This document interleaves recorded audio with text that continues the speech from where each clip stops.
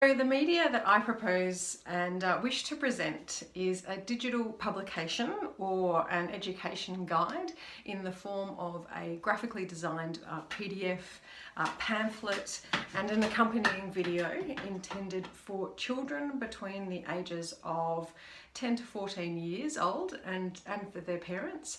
It's specifically targeted towards children of technological age, so where children's online use is less monitored and curated by their parents and rather controlled by the child themselves, and they're stepping into this world of social media and the internet without the constraints and the aids of adult supervision. The name of the video and the accompanying PDF is going to be called Are You a Critical Thinker? And the purpose of the video and accompanying PDF is to educate and encourage children and their parents to think about where the content they are devouring comes from. Who wrote it? Who produced it? What are their intentions or qualifications? Are they and ask questions about the media when they're consuming it, whether that be textbooks or anything on the internet, social media, and even things that their teachers and parents tell them about and teach them about. The purpose is to encourage curiosity in children and to cultivate a culture of fact-checking and source-seeking as opposed to blind belief and a culture of because I said so. I never bought into that. It is not to encourage children to be disobedient, but to respectfully question how things have come to be. The opening video would have some simple and fun facts about how much information is out there. For example, there's some great statistics in the School of Life video that cites, for example, almost 3 billion people are connected to the internet. The speed at which information is shared, 3 out of 5 people check the internet the first thing in the morning and the last thing at night, and that's ahead of interpersonal communication. 9 out of 10 people would rather surf the internet than read a book. How on Facebook there's 2.5 million pieces of content every minute being uploaded. On Twitter there is 300,000 tweets being tweeted. On YouTube there's 72 hours of video being uploaded per minute, 200,000 emails sent per minute. Apple users are downloading 50,000 apps per minute. On Twitter there's over 10,000 comments which have racial slurs or are racist in nature, and over 2,000 tweets include the term rape. From the beginning of time up until 2003, 5 exabytes were created. That's a quintillion bytes. And now 5 exabytes are created every 2 days. Google makes 2.5 million searches per day, yet most of the information is nonsense. So how do we understand fact from fiction? The 12th most popular question being typed into Google is, what should I do with my life? It's a great question, but isn't it maybe particularly a conversation that we should have with those that we admire or look up to, or those around us, our peers? Then the video would go on to explain what it means to think critically. Children must be taught how to think, not what to think. The video would go through a number of areas, including purpose, authority, accuracy, relevance, currency, comprehensiveness, and then the who, what, where, when, why, and how questions of critical thinking. For example, is the source credible? We need to consider these factors. Purpose, the reason for the source existing in the first place. Is the point of the information to inform, persuade, teach, or to sell us something? Do the authors or publishers make their intentions clear? Does the information appear to be fact or opinion? Does the point of view seem impartial? Do they identify counter-arguments? Thinking about authority and the author, who is the author? And what are their credentials or backgrounds and beliefs and qualifications? What makes the author qualified to write on this topic? Is there clearly defined contact information for the author? Who is the publisher? Is it a non-for-profit? Is it a government agency? Is it an organisation? And how this might affect their point of view. What makes the publisher qualified to generate works on a particular subject?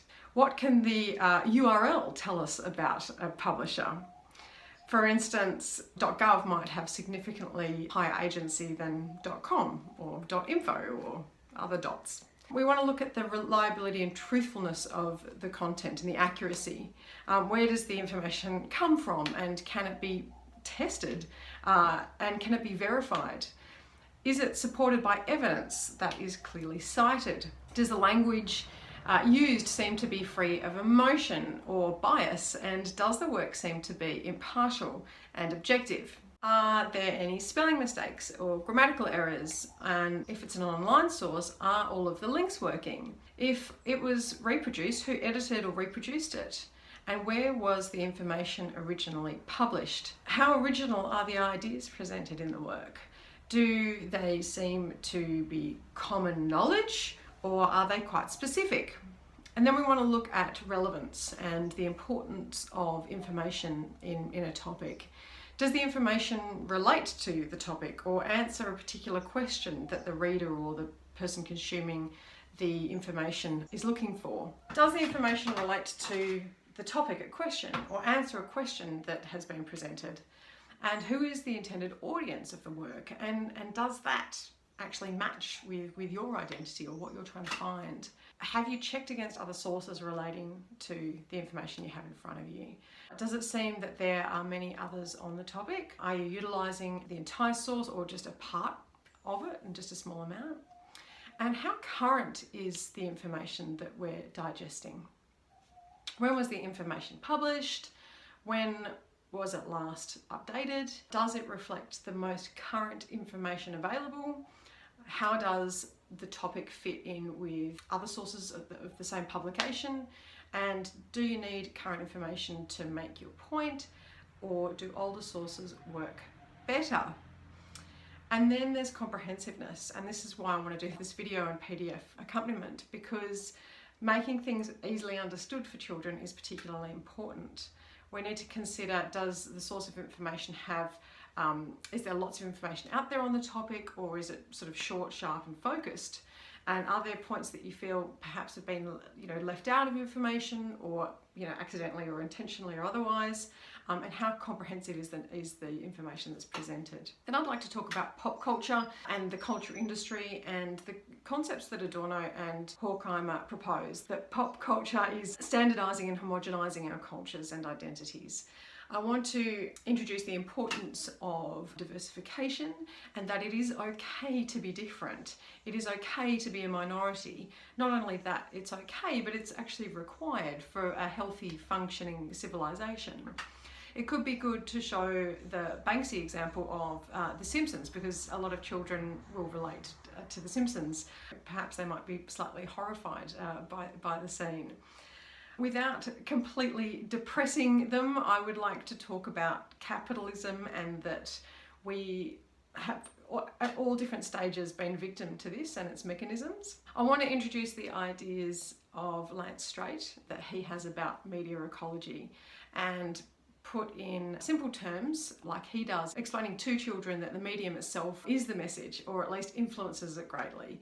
I really like his example of playing a melody, that being the message, yet playing it on different instruments, like for example a xylophone or a horn, and how that may affect how that message is understood. I want to let children know that we have different aliases and avatars, and that these are developed by simply having an online presence that aren't actually necessarily indicative of who we really are.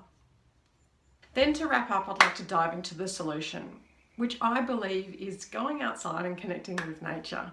Having meaningful conversations with your friends about these issues without your phones. Talk about why it's important.